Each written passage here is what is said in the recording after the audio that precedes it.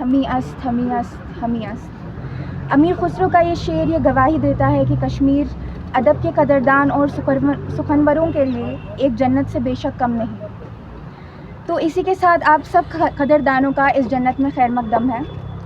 Good evening and a very warm welcome to all of you. Thank you for gathering here on such a short notice. My name is Naira Manzoor and I am a representative from Sri Kula Foundation. As I am here before you today, it gives me immense privilege to not only be the member of Sri Kula Foundation but also as someone who is deeply associated with reviving the intellectual and cultural legacy of Kashmir. About Sri Kula Foundation, Sri Kula is a non-profit organization which aims to create strength, to preserve and promote knowledge and to spread it widely. And Kashmir Literature Festival is one of our proud initiatives to do so. Now, what does Sri Kula mean? I will not get into the textbook meaning of it. I will not delve into the nitty-gritties of it, because that information you will find in abundance in social media on Google. As they say, वक्त कलील और कहानी तवील है, कहना बहुत कुछ है लेकिन रहने दीजिए. So I would rather choose to speak on the spirit of Sri Kula Foundation. I'm sure most of you, in fact all of you, must have heard from your grandparents, from your parents, about the rich culture and heritage of Kashmir. You must be knowing that Kashmir, back in the days, it was known as Boston of the East. There was a time when eminent scholars, researchers and travelers would come to Kashmir to seek enlightenment, to seek knowledge. And when I talk about it today, Abul Fazl comes to my mind. Ibn Battuta, Al-Baruni, Kumarajiva, and the list is so long. Kalhan, we can spend the entire day talking about it and this list is still not going to end. And unfortunately, because of the narratives that were spread about Kashmir, Kashmir has attached to itself a lot of synonyms: conflict, insurgency, war zone, issues, so on and so forth, which continue to overshadow the legacy of Kashmir. So Sri Kula Foundation, with the initiative of Kashmir Literature Festival, aims to revive the cultural legacy and intellectual legacy of Kashmir. We aim to bring back the glory of the past and to provide a platform of world-class literature, art and culture. And when I talk about it today, I cannot forget when Sayyid Ali Hamdani said that when you sow knowledge, you reap peace. So ladies and gentlemen, our past was glorious, our present is resilient, and our future should be, must be luminous. And that can only happen when all of us dare to share our story. And that's what we're doing at Sri Kula Foundation through Kashmir Literature Festival, and I openly and humbly extend you an invitation to be a part of it and to promote the noble cause. Thank you so much. Thank you, Naira. That was a beautiful introduction to what lies ahead. Moving forward, events like these cannot be possible without great support and teamwork. And I'm glad to have our partners today with us who made this happen with their incredible support. And without this collaborative effort, this wouldn't be possible. अकेले ही चला था जनाबे मंजिल मगर लोग जुड़ते रहे और कारवां बढ़ता गया. I am very happy to introduce representatives from JK Bank, Rising Kashmir, Jammu and Kashmir Academy of Arts, Culture and Languages, and of course Shashi sir from NIFT. I invite him to speak a few words about his association with KLF. Okay, thank you Naira. मैं यहाँ NIFT को represent कर रहा हूँ. मेरा नाम शशि रंजन है. मैं असिस्टेंट प्रोफेसर निफ्ट में हूँ और KLF की टीम हमसे मिली थी और इनसे डिस्कशन करके काफ़ी अच्छा लगा. आर्ट, कल्चर और लिटरेरी में ये कश्मीर को और आगे ले जाना चाहते हैं. तो इसमें हमारे डायरेक्टर मैम से और हमसे डिस्कशन हुआ तो हमें लगा ये काफ़ी अच्छी इनिशिएटिव है.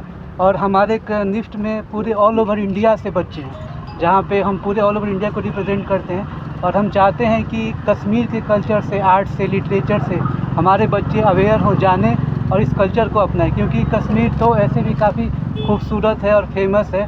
तो हम चाहते हैं कि इस भावना से और हमारे बच्चे यहाँ ब्रांडिंग में, प्रमोशन में, वीडियोग्राफी में और कल्चर परफॉर्मेंस में भी काफ़ी मदद कर रहे हैं। तो हम होप करते हैं कि जो इवेंट है हमारा 11th और 12th को, वो काफ़ी अच्छा होगा और कश्मीर लिटरेचर फेस्टिवल अपने सेकेंड एडिशन में इसको और एक नई मुकाम तक ले जाए। Thank you. Thank you, Shashi sir, for that presentation. And now it's time to hear from those who truly bring this festival alive. Please welcome Ms. Aishwarya and Mr. Jhanzeb, who are engaged closely with the festival since the anticipation of it. They have been associated very deeply with this event and also been looking after the pertinent matters of this event. Jhanzeb is an advocate and also a social activist. Aishwarya is a great artist, and I invite them to speak a few words regarding KLF. Good evening everyone. First of all, I would like to thank all of you for coming on a short notice. This is the second edition of Kashmir Literature Festival, which is going to happen on 11th and 12th of October at SKIC Srinagar.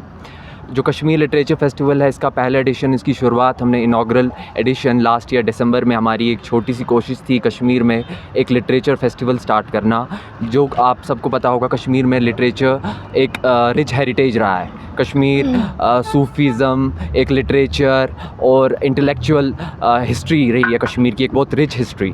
उसी कश्मीर की intellectual rich history को, यहाँ के literature को हम revive करने की एक कोशिश हमने इस साल फिर से स्टार्ट की है। हमारा सेकेंड एडिशन इंशाल्लाह 11th and 12th अक्टूबर को SKICC में हो रहा है, in which there are eminent authors, scholars, intellectuals, personalities from across the country who are going to take part in this festival, and therefore we invite everyone to be part of this event, and here many students from various institutions are going to take part in it, and they are going to have a dialogue with various intellectuals.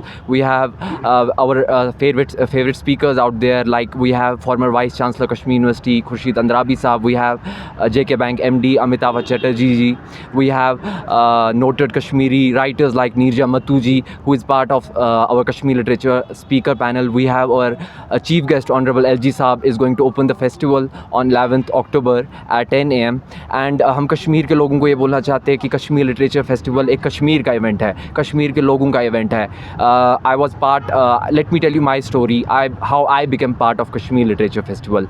Last year someone sent me the invite of Kashmir Literature Festival to come as an audience, so I just contacted the organizers to be part of it, as I wanted to volunteer in such a big event. It was for the first time the Kashmir Literature Festival was happening.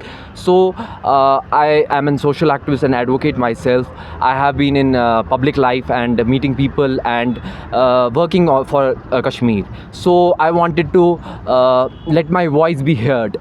But in Kashmir, हम सब जानते हैं कश्मीर के नौजवानों को जब तक कोई पुश नहीं होगा तब तक आपकी आवाज़ कोई सुनता नहीं है। लेकिन कश्मीर लिटरेचर फेस्टिवल वो एक ऐसा इनिशिएटिव था, जब मैंने यहाँ से अप्रोच किया इनको, they made me part of it. There were so many big intellectual personalities of there, but एक नौजवान को इनने पार्ट बनने का मौका दिया, और टाइम चलता गया, कश्मीर लिटरेचर फेस्टिवल का पहला एडिशन हुआ। I was the youngest speaker at last year edition. Now today I am part of the organising committee this year, and I want Kashmiri youngsters to be part of Kashmir Literature Festival. हम चाहते हैं Kashmir Literature festival को आगे ले जाए. International level पे हम देखते हैं Kashmir has a negative, people have negative thinking regarding Kashmir, and हमारी सिर्फ इतनी सी कोशिश है, अगर कश्मीर को कश्मीर लिटरेचर फेस्टिवल से कश्मीर के लिटरेचर के थ्रू जाना जाए, इट्स मच बेटर. कश्मीर का एक रिच हेरिटेज रहा है, यहाँ का एक कल्चर रहा है, उस कल्चर को हम रिवाइव करना चाहते हैं, वही हमारी कोशिश है. सो आई रिक्वेस्ट एवरीवन, आपके थ्रू मीडियम, आपके मीडियम से, media is the fourth pillar of democracy, so आपके मीडियम से हम कश्मीर के लोगों को बोलना चाहिए, आइए कश्मीर लिटरेचर फेस्टिवल का पार्ट बनिए, कश्मीर की आवाज़ को फिर से आगे बढ़ाइए. हम कश्मीर लिटरेचर फेस्टिवल एक ज़रिया बनना चाहते हैं, कश्मीर की आवाज़ को दुनिया तक पहुंचाए. कश्मीर के young authors are being part of it. There are so many youngsters who are going to be part of it. They are going to volunteer for the festival, and we welcome you all to be part of this great initiative which is led by Shrikula foundation. Thank you. अगर हमें performance करनी होती है, मुझे stage पे perform करना होता है, तो हम घंटों तक प्रैक्टिस करते हैं और बहुत चीज़ों में हमें मेहनत करनी पड़ती है. हमारी कोरियोग्राफी से लेके कॉस्ट्यूम से लेके, मेकअप से लेके, और फिर स्टेज पे हमें कैसे आना है, कितने लोग हैं, बहुत सारी चीज़ें होती हैं और उसमें बहुत घंटों की, दिनों की प्रैक्टिस होती है। फिर वो एक पार्ट है मेरा, क्योंकि मैं डांसर हूँ और मैं स्टेज पे आऊँगी, मैं आपको वो करके दिखाऊँगी अपने एक्सप्रेशंस के थ्रू, मूवमेंट्स के थ्रू। बट फिर उसके पहले भी एक पार्ट है जो है म्यूज़िक का।